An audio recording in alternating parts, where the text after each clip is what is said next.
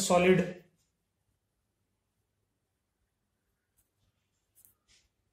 Liquid, gases. ठीक है, तो इन तीनों मीडियम में से सबसे फास्ट साउंड, सबसे ज्यादा स्पीड साउंड की कौन से मीडियम में रहेगी? अनडाउटेडली हम बोलते हैं गैस। मतलब बिना कुछ सोचे समझे हम गैस के बारे में बोल देते हैं, लेकिन ये हमेशा से कंफ्यूजन रहा है, पता नहीं क्यों, क्योंकि हम इसको कोरिलेट नहीं कर पाते।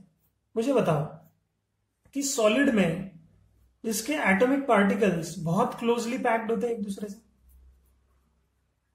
बहुत ज्यादा, है ना। वही लिक्विड के जो पार्टिकल्स है थोड़ा सा उनमें इंटरमॉलिक्यूलर जो स्पेस है वो ज्यादा होता है। गैसेस में तो एक पार्टिकल इधर एक पार्टिकल इधर, बहुत ज्यादा इंटरमॉलिक्यूलर स्पेस है उनके बीच में। इसका मतलब है कि यार मैं अगर यहां से धक्का दूं, जैसे मैं इस फ्लोर को अगर बजाने की कोशिश करता हूं, अगर मैं यहां पर कुछ वाइब्रेशंस या डिस्टरबेंस क्रिएट करता हूं तो ये डिस्टर्ब होते होते जल्दी से यहां पहुंचेगा। वही मैं इस एंड पे करता हूं तो शायद थोड़ा इसको टाइम लगे, यहां पे करता हूं तो और टाइम लगेगा। ठीक है, सो इट्स अ मिसकंसेप्शन कि sound travels faster than gases. आपको हमेशा याद रखना है, speed of sound in solid is very much greater than speed of sound in liquid than speed of sound in gases. तो सबसे कम गैसेस में होती है, सबसे ज्यादा सॉलिड में होती है, ये बात ध्यान में रखिए।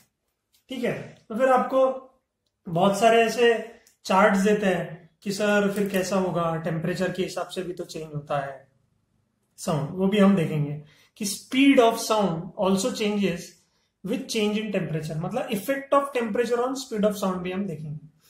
तो वेरियस मीडियम में स्पीड ऑफ साउंड अलग अलग होती है। जैसे गैसेस में अगर मैं देखूं कि एट अगर 0 डिग्री सेल्सियस पे अगर लिया मैं इन गैसेस, मतलब एयर जो हमारे मिक्सचर ऑफ गैसेस है, इसमें 332 मीटर पर सेकेंड होती है स्पीड,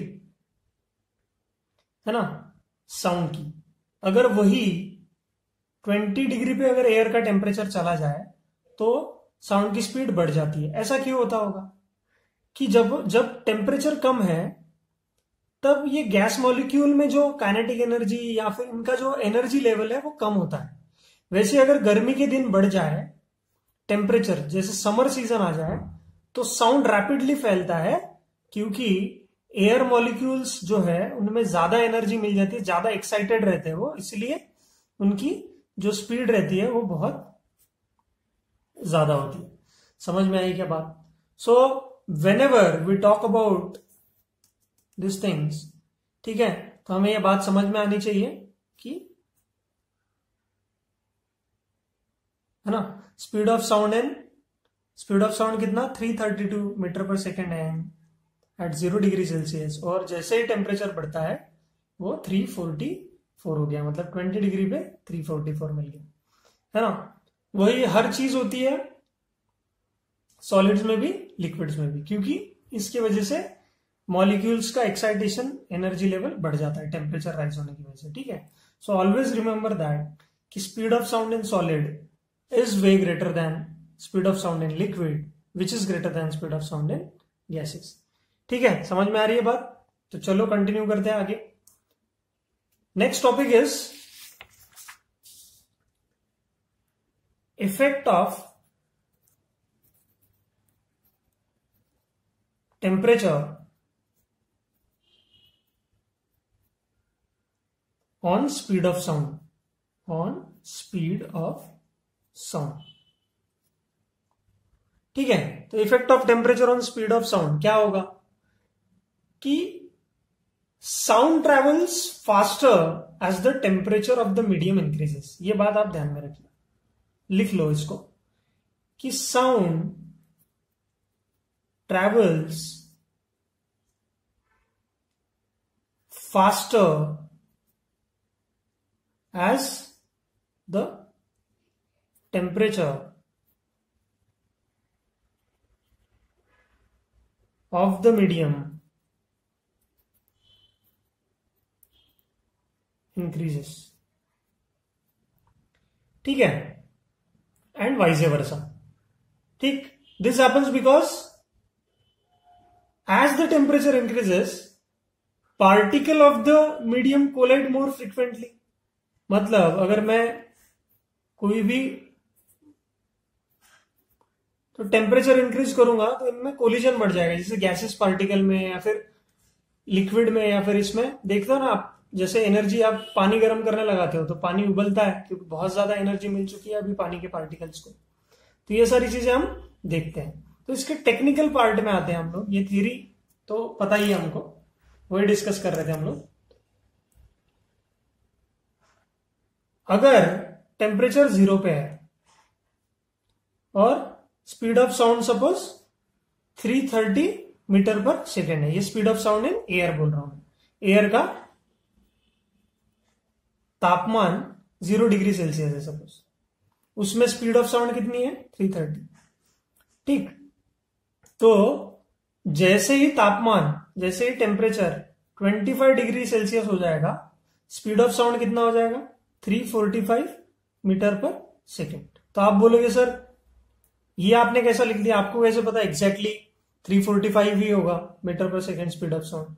तो ये calculate this by this formula, that is velocity of sound with rise in temperature is nothing but Vt is equal to V0 plus 0.61 times of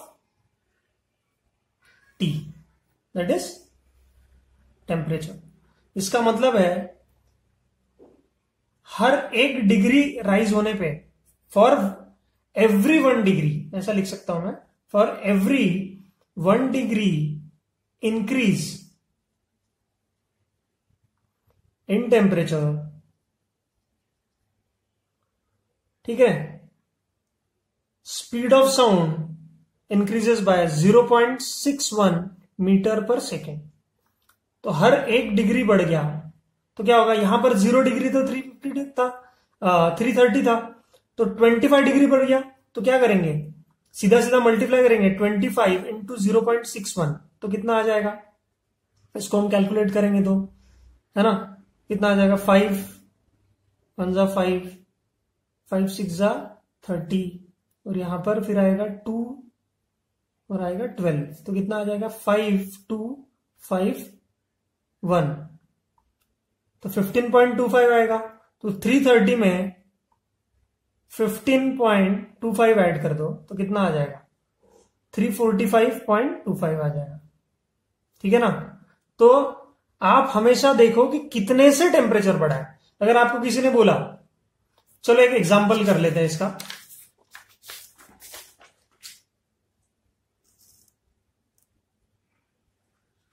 कि example दिया हुआ है, तो देखिए आपको सवाल पूछा गया है, speed of sound at 0 degree Celsius is 330 metre पर सेकेंड, ठीक है।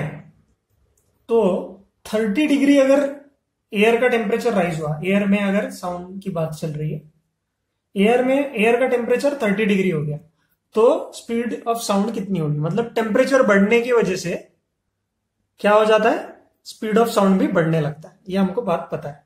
तो हमें पता है फॉर्मूला, आफ्टर मतलब फाइनल वेलोसिटी या speed of sound, original speed of sound plus 0.61 times क्या, राइज इन टेम्परेचर।